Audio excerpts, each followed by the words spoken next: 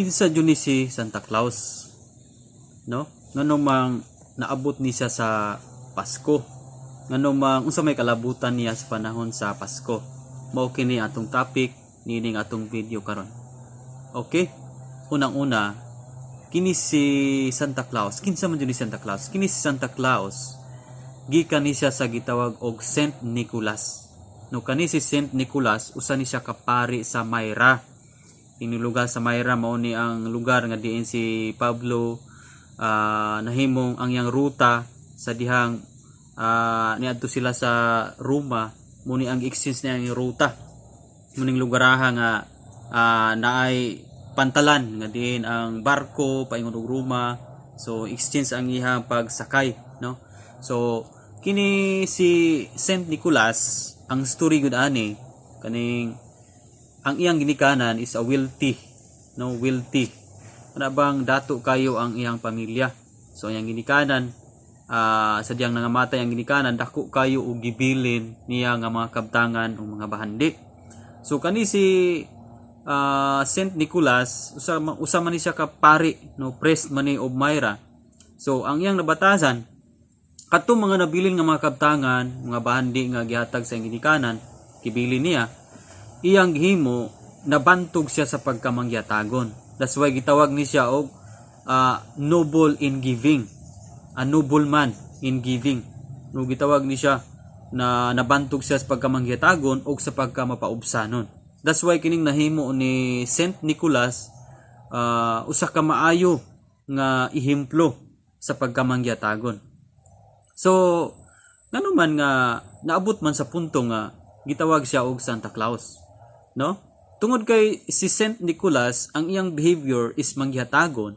Kabalo ka kung say gibuhat ni Saint Nicholas, kanang mga balay gani nga makit-an niya sa iyang silingan na mga sapatos sa kanabang sa iyang tugkaran o sa iyang hagdanan.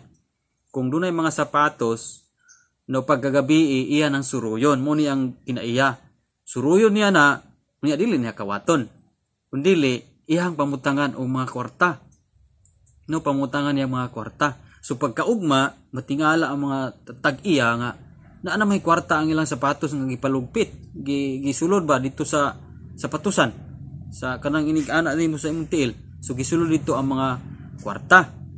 And then halos-halos na ng silingan nila mo na ang hitabo. So naalarma sila og kinsa may gahimo. Okay? Apa nasaira nila nga sa ilang dapit walay laay mangyatagon kundili si Saint Nicholas.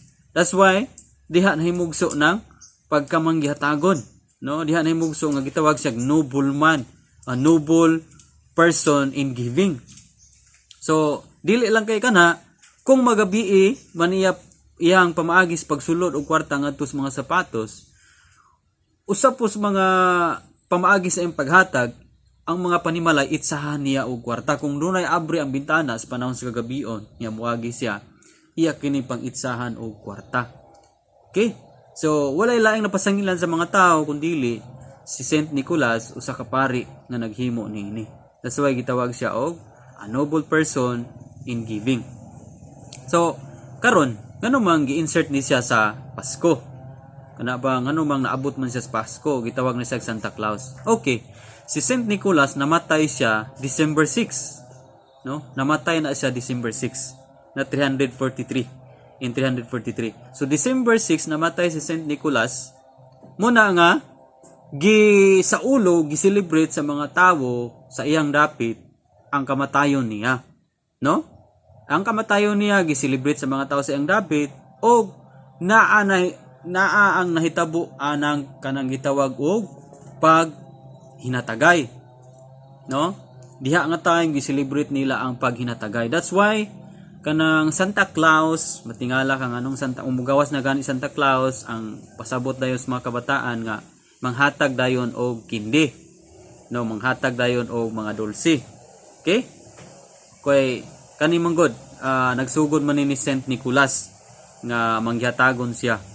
Okay, so alang nato nga mga naatas kamatuoran, no? Kani si Saint Nicholas usa man ni siya ka santos, gihimong santos o gihimong ag estratua and gi-practice nila tungod kay namatay man ni sa December 6. That's why matingala ka ano man gyud nga ining abot og December mugawas man ni Santa Claus. Tungod kay ilan nang gi-commemorate in celebration of Saint Nicholas. But we as Christian nagatuon sa pulong sa Dios, no, mga born again, wala man ta nag-believe of wala man ta nag-worship of idols, no? Wala man ta nagsimba sa mga idols o kaning mga estratua nga usa niana si Saint Nicholas, no? Ang tinuod maayo gyud kayo kinaya Saint Nicholas, maayo kayong nahimo. So dapat suhiro nato ang iyang mga kinaiya ihemplo nga iyang ipakita. But dili nato siya pagasimbahon. Dapat during December only nakapokus unta ta dapat ni Jesus Christ. Ang nahitabo hinon kay murag gikuha ni Santa Claus ang dapat unta nga pasidungog sa Ginoo sa iyang pagkatao, pero murag nakawat niya, nakuha niya tungod po sa iyang kamatayon nga ginungan pug celebrate sa December 6. And whole December gitamod gyud kining gitawag og Santa Claus. Okay? So mao ni ang ato ang history kinsa Santa Claus. Siya na ang Saint Nicholas before og nahimo nga santos o tungod kay namatay man sa December 6. That's why gitawag nila og Santa Claus aron pa in commemoration of the death of Saint Nicholas. So Santa Claus in commemoration of the death of Saint Nicholas. As we Christian, so we don't believe nga sa mga idols, no?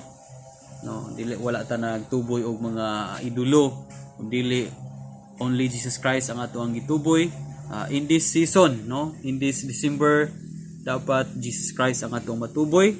Walay laing tao itong matuboy, only Jesus ang ato ang ituboy. Kung bago pa kanini nga channel, just click subscribe and like o para ma-notify ka sa next video. God bless.